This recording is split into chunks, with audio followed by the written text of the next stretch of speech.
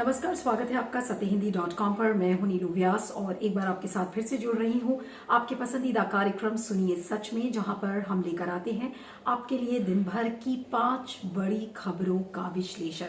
और इसके पहले कि आज का प्रोग्राम शुरू करूं, एक छोटी सी गुजारिश है आपसे कि आज के समय में स्वतंत्र पत्रकारिता करना बहुत मुश्किल है।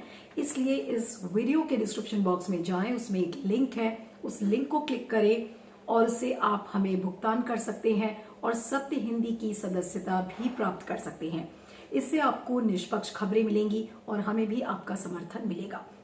और एक बात और कि गूगल प्ले स्टोर से अगर आपने सत्य हिंदी का ऐप डाउनलोड नहीं किया है तो जरूर कर लीजिएगा। तो चलिए शुरुआत करते हैं सुनिए सच की, क्योंकि आपको जानना चाहिए सच। लेकिन शुरुआत करते हैं आज की सुर्खियों से। अनिल देशमुख बोले फरवरी तक होम क्वारंटीन में थे, लेकिन फडणवीस ने बताया गलत। बीजेपी के असम के घोषणा पत्र में सीए की चर्चा तक नहीं। भारत में बढ़ रहा कोरोना, अब 45 साल से उम्र का हर व्यक्ति लगवा सकेगा वैक्सीन। कैप्टन अमरिंदर सिंह बोले युवाओं को लगे वैक्सीन। राज्य में 81% मामले यूके वेरिएंट के। और दिल्ली सरकार ने शराब पीने की उम्र घटाई, राजस्व बढ़ाने की कोशिश। तो चलिए शुरुआत करते हैं महाराष्ट्र की राजनीति में जिस तरीके का हलचल इस समय मचा हुआ है। आपको ध्यान होगा कि जब से महाराष्ट्र के गृह मंत्री अनिल देशमुख के खिलाफ जो बॉम्बे के जो पूर्व पुलिस कमिश्नर है परमवीर सिंह ने एक चिट्ठी के द्वारा उन पर जो आरोप लगाए थे कि वो हर महीने 100 करोड़ रुपए की उगाही चाहते थे बार्स और रेस्टोरेंट से, और तमाम तरीके के जो एलिगेशंस उन्होंने लगाए हैं, उसके बाद बिल्कुल ऐसा लग रहा है कि महाराष्ट्र की राजनीति ही पूरे देश का इस समय केंद्र बिंदु बन गई है। कल आपने देखा था कि किस तरीके से शरद पवार ने कहा और ये बताया कि नहीं, अनिल देशमुख के खिलाफ जो आरोप लगाए गए हैं वो बेबुनियाद हैं क्योंकि वो अस्पताल में थे। और आज देवेंद्र फडणवीस जो कि लीडर ऑफ ऑपोजिशन है महाराष्ट्र विधानसभा में, तो आज उन्होंने एक प्रेस कॉन्फ्रेंस किया और उन्होंने कहा कि उनके पास इस बात का प्रूफ है और प्रूफ के तौर पर उन्होंने वीआईपी मूवमेंट को ट्रैक किया है और वीआईपी मूवमेंट के द्वारा उनको जो इन्फॉर्मेशन मिली है उसके मुताबिक अनिल देशमुख 17 फरवरी को सह्याद्री गेस्ट हाउस गए थे। ये पहली इंफॉर्मेशन दी थी। और फिर उन्होंने कहा है कि 15 तारीख को वो मुंबई एक प्राइवेट प्लेन से आए थे और उसके बाद जो उनके पास खबर है वो ये है कि 24 फरवरी को वो मंत्रालय भी गए हैं। यानी कि ये जो कहा जा रहा है कि वो होम क्वारंटीन में थे, क्योंकि आज अनिल देशमुख ने अपना एक वीडियो भी जारी किया जिसमें उन्होंने यही कहा कि नहीं, वो 15 से 27 फरवरी तक वो होम क्वारंटीन में थे और वो किसी से मिले नहीं। तो ये जो देवेंद्र फडणवीस के आरोप हैं उनके खिलाफ, ये उस चीजों को बिल्कुल बेनकाब करते हैं। इसके अलावा जो फडणवीस ने एक और जो बात कही है और जिस पर सीबीआई इंक्वायरी की मांग कही है वो है ट्रांसफर पोस्टिंग के मुद्दे को लेकर। अभी तक तो एक्सटॉर्शन रैकेट की जो बात थी कि अनिल देशमुख एक एक्सटॉर्शन रैकेट चलाते हैं, पब्स और बार्स के थ्रू वो 100 करोड़ हर महीने की उगाही चाहते थे पुलिस ऑफिसर से। और अब जो एक दूसरा आरोप देवेंद्र फडणवीस ने आज प्रेस कॉन्फ्रेंस में लगाया है वो ये है, और उन्होंने नाम लेकर कहा है कि जिन लोगों को इंटेलिजेंस विभाग की कमिश्नर रश्मि शुक्ला ने ट्रैप किया था, तो ठाकरे सरकार उनके खिलाफ कार्रवाई करने के बजाय उन्हें मनमाफिक ट्रांसफर्स और पोस्टिंग्स दे दिया। और फडणवीस ने कहा है इस पूरे ट्रांसफर और पोस्टिंग के मामले में वो एक सीबीआई इंक्वायरी चाहते हैं। उन्होंने कहा है कि जल्द वो गृह सचिव से, केंद्रीय गृह सचिव से मिलेंगे और उनके पास लगभग 6.3 GB डेटा की रिकॉर्डिंग्स हैं और कई डॉक्यूमेंट्स हैं जो वो गृह मंत्रालय को सौंपना चाहते हैं। और ये जो पूरा मामला है कि किस तरीके से जो आईएएस और आईपीएस ऑफिसर्स हैं उनकी ट्रांसफर पोस्टिंग्स होती हैं, पैसे का लेन देन होता है, इन सारी बातों का उल्लेख उसमें किया गया है। और साथ में ये भी कहा गया कि कमिश्नर ऑफ इंटेलिजेंस ने पहले ये जो रिपोर्ट है वो डीजी महाराष्ट्र को दी थी। उसके बाद सीएम उद्धव ठाकरे को ये बात बताई गई, उन्होंने चिंता भी जताई, लेकिन इस पर कोई एक्शन नहीं लिया गया। तो ये तमाम तरीके के एलिगेशंस हैं, लेकिन ये जो मामला है ये धीरे धीरे आप देखिए और उलझता जा रहा है।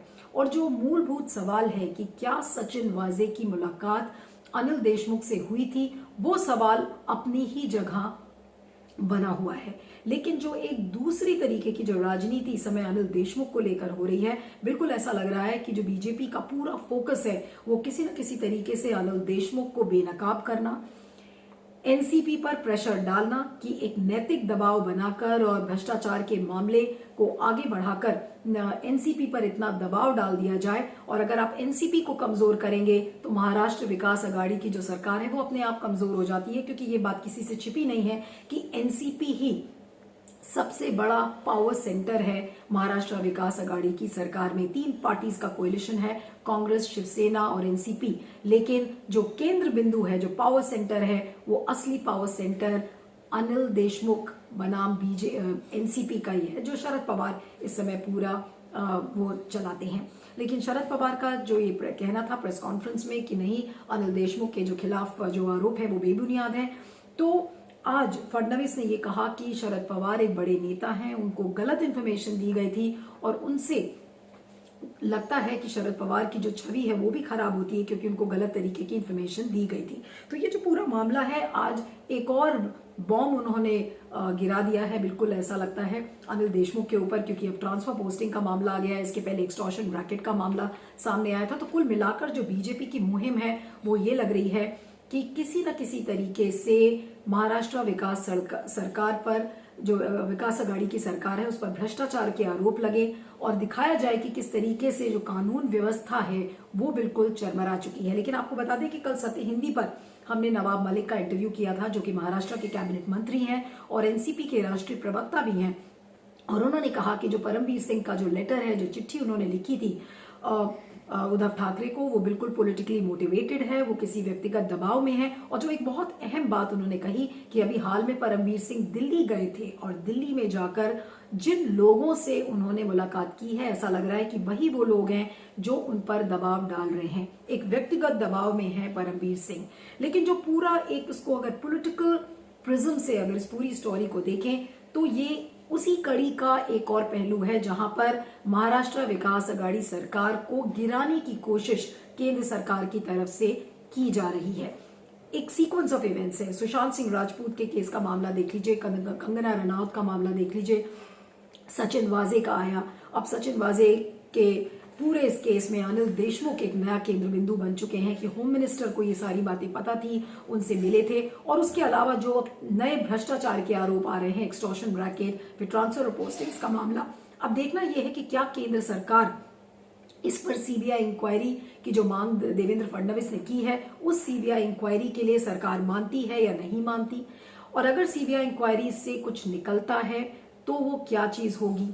क्या राष्ट्रपति शासन लगाने की तैयारी महाराष्ट्र में चल रही है, और जो एक सबसे जो अहम सवाल है जो बार बार उठता आया है कि क्या महाराष्ट्र विकास अघाड़ी की सरकार को डिस्टेबलाइज करने में इस समय बीजेपी या केंद्र सरकार लगे हुए हैं। तो ये सारी बातें इस समय एक बिल्कुल उलझते हुए तार की तरह नजर आ रही हैं। लेकिन हाँ, जहां तक सचिन वाजे का मामला है तो एक तरफ जो हिरेन मनसुख की हत्या या आत्महत्या का जो बुरा मामला है उस पर एनआईए और एटीएस दोनों की जांच चल रही है। अब जांच में क्या निकलता है, लेकिन फिलहाल महाराष्ट्र की राजनीति इस समय इतनी रोचक हो चुकी है कि उसने पश्चिम बंगाल में और असम के जो इलेक्शंस हैं उसे भी पीछे छोड़ दिया है।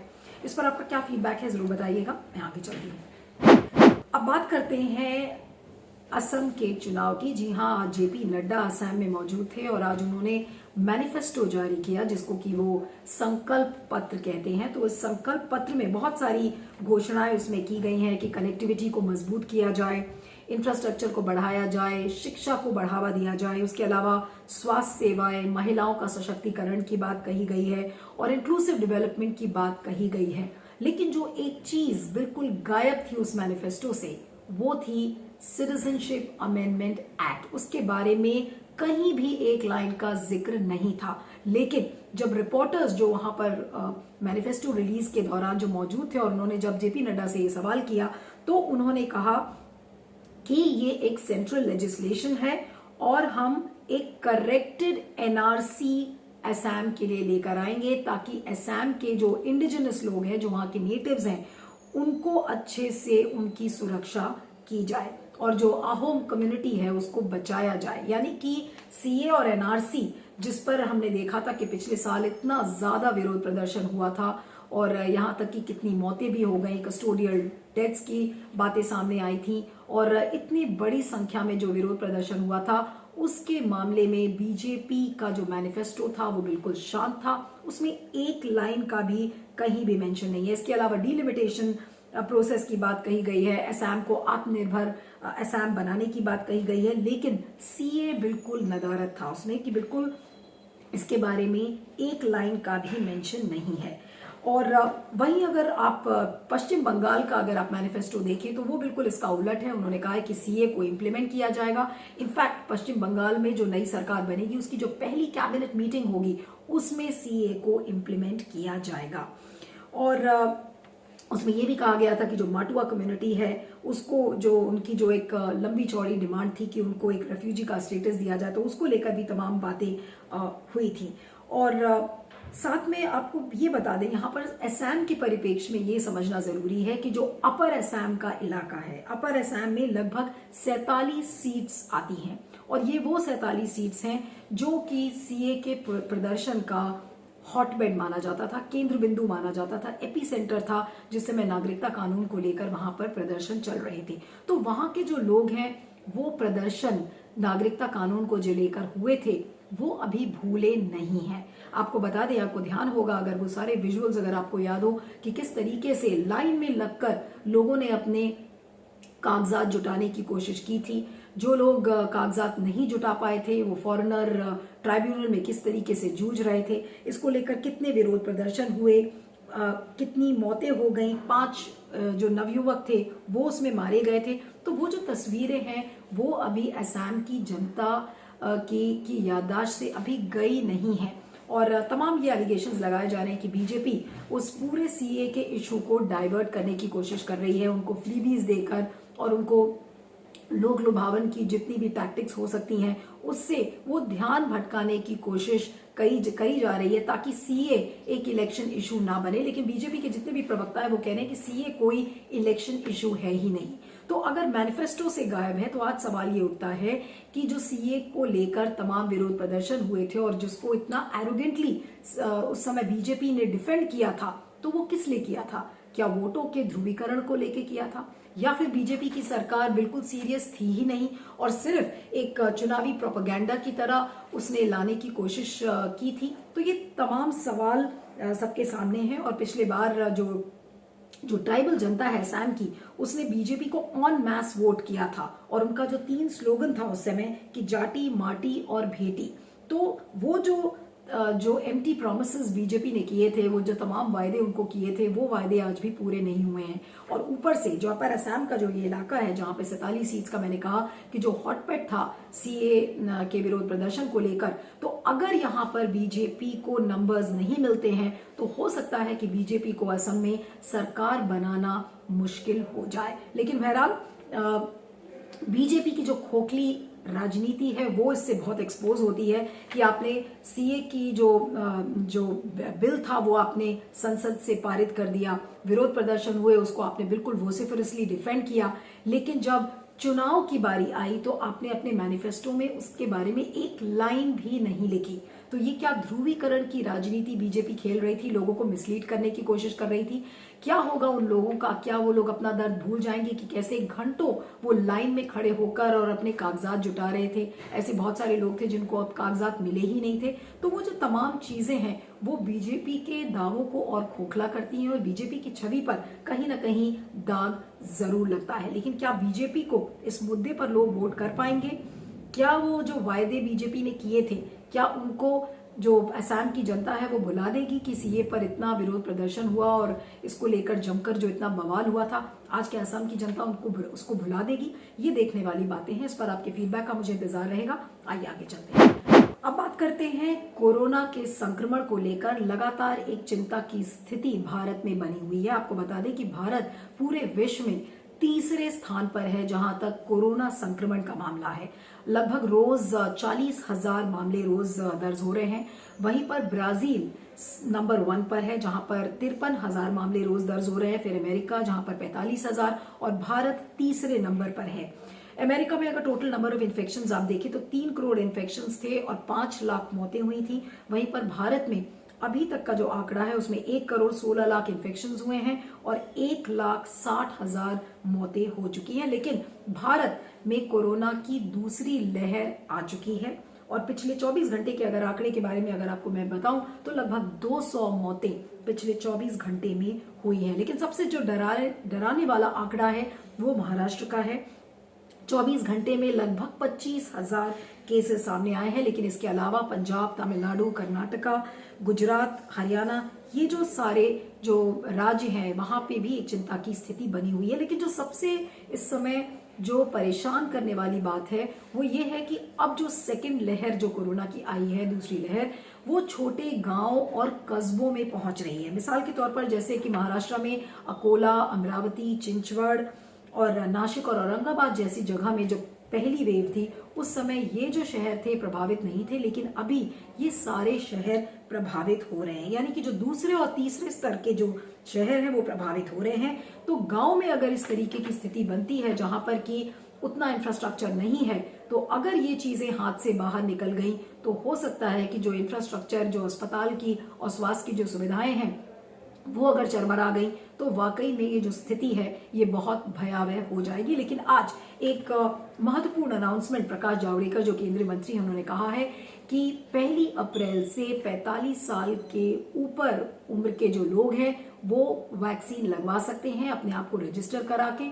तो जो ये सेकेंड वेव की जो हम बात कर रहे हैं, तो अगर वैक्सीनेशन को तेज किया जाएगा, वैक्सीनेशन का जो पूरा एम्बिट है अगर उसे बढ़ाया जाएगा तो फिर हो सकता है कि कोरोना को काबू में किया जा सके। लेकिन जो चिंता की स्थिति है जैसा मैंने कहा वो छोटे शहर और गांव हैं। अब वहां पर सरकार इसको कैसे रोकेगी? वैक्सीनेशन क्या वहां पर हर व्यक्ति का हो पाएगा? क्योंकि रजिस्ट्रेशन को लेकर बहुत सारी जागरूकता अभी गांव और छोटे शहरों में लोगों को लेकर नहीं है।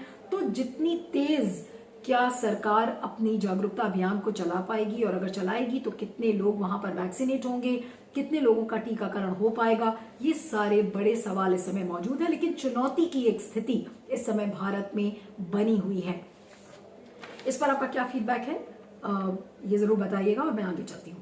हमारी अगली खबर भी कोरोना को ही लेकर है, लेकिन हम बात करेंगे यहाँ पर कोरोना के नए यूके वेरिएंट के बारे में। जी हाँ, जो पंजाब के मुख्यमंत्री हैं कैप्टन अमरिंदर सिंह, उन्होंने केंद्र सरकार से गुहार लगाई है कि उन्होंने जीनोम सीक्वेंसिंग कराई थी और 401 सैंपल्स की, जिसमें कि ये पाया गया है कि 81% जो सैंपल्स हैं उसमें यूके का वेरिएंट पाया गया है। और उन्होंने कहा है कि जो ये वैक्सीनेशन का जो पूरा एम्बिट है इसको बढ़ाया जाए और जो युवक हैं उनको भी, अभी तक ये था कि 60 साल के लोग और उससे जो नीचे हैं, जो कोमॉर्बिडिटीज वाले लोग हैं, उनको लगेगा वैक्सीनेशन। और इसको लेकर अमरिंदर सिंह ने केंद्र सरकार से गुहार लगाई थी, जिस पर आज केंद्र सरकार ने एक अहम अनाउंसमेंट किया भी है।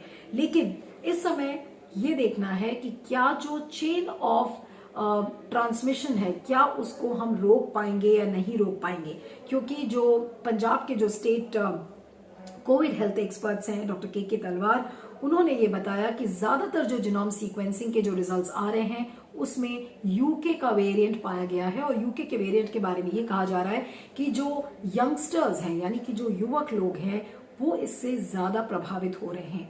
तो अगर हम वैक्सीनेशन का एम्बिट बढ़ाते हैं तो क्या इस यूके वेरिएंट को हम काबू कर पाएंगे? कहा जा रहा है कि जो कोविशील्ड वैक्सीन है वो यूके के वेरिएंट को काबू करने में सफल पाई जा रही है। लेकिन फिलहाल पंजाब ने ये जो पूरे सैंपल्स हैं ये national institute of biologicals, IGIB, NCDC सबको भेजा है और ये प्रोसेस लगातार जारी है। लेकिन अभी की जो प्रिलिमिनरी रिपोर्ट्स आई हैं वो थोड़ा सा वरीसम है। ये पंजाब का ही एक सैंपल है जिसके बारे में मैं आपको बता रही हूँ। लेकिन हर राज्य में ये डर जरूर सता रहा है कि यूके का वेरिएंट अगर फैलेगा तो वो लोगों को ज्यादा मात्रा में प्रभावित कर पाएगा। लेकिन यहाँ पर चुनौती ये है कि अगर हम टीकाकरण की जो रफ्तार है अगर वो बढ़ा देंगे, जैसा कि आज प्रकाश जावड़ेकर ने भी कहा है कि अब 45 साल की उम्र से जो ज्यादा अधिक लोग हैं वो 1 अप्रैल से अपने आप को वैक्सीनेट करा सकते हैं, तो क्या उससे हम यूके के जो वेरिएंट है उसको काबू में ला पाएंगे या नहीं ला पाएंगे। लेकिन ये सिर्फ पंजाब का मामला है। लेकिन जो जीनोम सीक्वेंसिंग का पेस है भारत में वो भी काफी धीमा है। उस पेस को हमें तेज करने की जरूरत है और सिर्फ पंजाब में ही नहीं बल्कि बाकी राज्यों में भी इस जीनोम सीक्वेंसिंग के रिजल्ट्स को हमें देखना होगा कि जो यूके का वेरिएंट है वो अभी भारत में किस स्तर पर फैला है। इस पर आपका क्या सोचना है, फीडबैक दीजिएगा। मैं आगे चलती हूँ।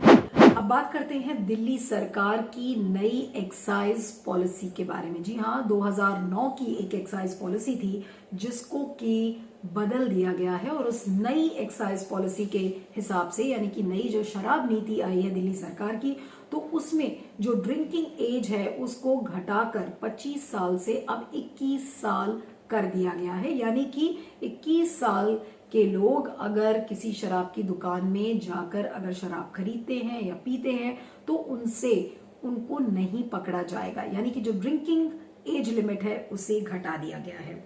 साथ में ये कहा गया है कि जो सरकारी जो शराब की दुकानें हैं उन्हें बंद किया जाएगा और इस बीच कोई शराब की दुकानें नहीं खोली गई हैं, ऐसा मनीष सिसोदिया ने बताया है। लेकिन आपको बता दें कि ये जो पूरी एक्साइज डिपार्टमेंट ने एक एक्सपर्ट कमेटी बनाई थी और उस एक्सपर्ट कमेटी ने जीओएम को एक रिपोर्ट सौंपी थी और उसको दिल्ली सरकार ने बिना किसी हेजिटेशन के उस रिपोर्ट को एडॉप्ट कर लिया है। अब इसमें कई बातें हैं। अगर आप इस शराब नीति के बारे में देखें तो उसमें यह कहा गया है कि 60% जो शराब की दुकानें हैं वो सरकार के अंडर में आती हैं और 40% जो दुकानें हैं वो प्राइवेट ओनर्स हैं। और अब ये कहा गया है कि जो सरकारी शराब की जो दुकानें थी जो सरकार द्वारा चलाई जाती थी उनको पूरी तरह से खत्म कर दिया जाएगा। दुकानों की जो लोकेशन है वो बदली जाएगी ताकि जो लिकर माफियाज एग्जिस्ट करते थे उन पर काबू पाया जा सके। अब आपको बता दें, कुछ आंकड़े आपके सामने रखना चाह रही हूँ कि दिल्ली में कुल मिलाकर 279 वार्ड्स हैं जिसमें कि 79 वार्ड्स ऐसे हैं जहां पर शराब की कोई भी दुकान नहीं है। यानी कि 45 वार्ड्स ऐसे पाए गए हैं जहां पर शराब की सिर्फ एक दुकान है। 58% यानी कि जो दिल्ली है वो वहां पर या तो शराब की दुकानें हैं ही नहीं या बहुत ही कम संख्या में हैं। अब ये दिल्ली सरकार का ये कहना है कि इसने शराब की नीति इसलिए बदली है ताकि राज्य को राजस्व मिले और वो जो रेवेन्यू अर्निंग्स वो देख रहे हैं वो लगभग 1500 से 2000 करोड़ तक की रेवेन्यू अर्निंग हो सकती है। और ये बताया गया है कि पिछले 2 सालों में जो इलीगल शराब की जो बोतलें करीब 7 लाख इलीगल शराब की बॉटल्स दिल्ली सरकार ने पकड़ी थी। लेकिन इसको पकड़ने के लिए अब जो नई शराब जो नीति है उसमें international system of checks and balances की बात की जा रही है। जो लो क्वालिटी लिकर है उसको कैसे मेंटेन, उसको पर कैसे पकड़ और तेज की जाए उसके बारे में कहा गया है। और दिल्ली सरकार ने अपनी पीठ भी साथ में थपथपाई है कि देखिए हमने माफिया राज को स्वास्थ्य में खत्म किया, पानी के क्षेत्र में खत्म किया, शिक्षा के क्षेत्र में खत्म किया, तो अब एक्साइज से हम लिकर माफियाज को भी खत्म करेंगे। लेकिन जो एक दूसरा तर्क जिसको लेकर दिल्ली सरकार की बहुत ज्यादा आलोचना हो रही है वो है सामाजिक तर्क कि जब आप शराब पीने की एज को 25 साल से घटाकर 21 साल कर देंगे तो आप साथ में राज्य को राजस्व तो प्राप्त हो रहा है, लेकिन उन नवयुवकों का क्या होगा जो अल्कोहलिज्म की तरफ बढ़ेंगे, जो शराब धड़ल्ले से पिएंगे, तो उनका क्या होगा। क्योंकि आपने देखा था कि किस तरीके से जो सैटेलाइट टाउन्स हैं वहां पर जो ड्रिंकिंग एज है वो 21 इयर्स थी, तो जो दिल्ली के लोग थे वो आसपास के सैटेलाइट टाउन्स में जाते थे और वहां से शराब आराम से खरीद लेते थे। लेकिन जो दूसरा तर्क है कि कैसे चेक्स एंड बैलेंसेस आप करेंगे, क्योंकि जो यूथ है उसको आप अल्कोहलिज्म की तरफ ढकेल रहे हैं, आप उसको एक ऐसी प्रक्रिया पर एक्सपोज कर रहे हैं जहां पर ज्यादा से ज्यादा नवयुवक शराब पीने के लिए और प्रोत्साहित होंगे। तो उस चीज को लेकर बीजेपी ने भी और भी कई जो पार्टीज हैं उन्होंने काफी आलोचना की है आम आदमी पार्टी की इसको लेकर। लेकिन कुल मिलाकर इस समय जो आर्थिक व्यवस्था जो पूरी चरमराई है, तो लिकर एक इम्पॉर्टेंट जरिया है जिसके थ्रू सिर्फ दिल्ली ही नहीं बल्कि बाकी राज्य भी रेवेन्यू अर्निंग्स को लेकर चिंता जता रहे हैं और अलग अलग चीजें एक जरिए ढूंढ रहे हैं। लेकिन जो दिल्ली सरकार की शराब नीति से जो उसको जो रेवेन्यू अर्निंग्स मिलेंगी वो कहा जा रहा है कि 1500 से 2000 करोड़ है। लेकिन दिल्ली सरकार इन चीजों को इम्प्लीमेंट कैसे करती है, जैसे कि इंटरनेशनल चेक्स एंड बैलेंसेस की बात कही जा रही है, लो क्वालिटी लिकर को कैसे उसकी धरपकड़ होगी, तो उसका इम्प्लीमेंटेशन जमीनी तौर पर कैसे होगा और समाज जो अल्कोहलिज्म की तरफ ना बढ़े, नवयुवकों को आप कैसे डिस्करेज करेंगे कि वो ज़्यादा ड्रिंक ना करें, वो भी अपने आप में एक बहुत बड़ी चुनौती राज्य सरकार के लिए बन सकती है, क्योंकि ऑलरेडी एनजीओज ने और जो पब्लिक एक्सपर्ट्स हैं उन्होंने इस बात को लेकर काफ़ी आलोचना भी की है कि आपको सरकार की जो रेवेन्यू अर्निंग्स हैं वो आपको इतनी ज्यादा प्रिय हो गई है कि आपको अपने नवयुवकों का भविष्य आप अंधकार में ढकेल रहे हैं। तो तमाम तरीके की बातें आ रही हैं, लेकिन अब देखना यह होगा कि जमीनी तौर पर इसे दिल्ली सरकार कैसे इंप्लीमेंट करती है। सुनिए सच की 5 बड़ी खबरों में इतना ही। आप मुझे ट्विटर पर फॉलो कर सकते हैं, मेरा ट्विटर हैंडल है @नीलू317। और चलते चलते आपको याद दिलाना चाहती हूँ कि गूगल प्ले स्टोर से अगर आपने सत्य हिंदी के ऐप को डाउनलोड नहीं किया है तो जरूर कर लीजिएगा। Thank you so much. बने रहिएगा सत्य हिंदी पर और देखते रहिएगा सुनिए सच, क्योंकि आपको जानना चाहिए सच। सत्य हिंदी का ऐप डाउनलोड करें गूगल प्ले स्टोर पर।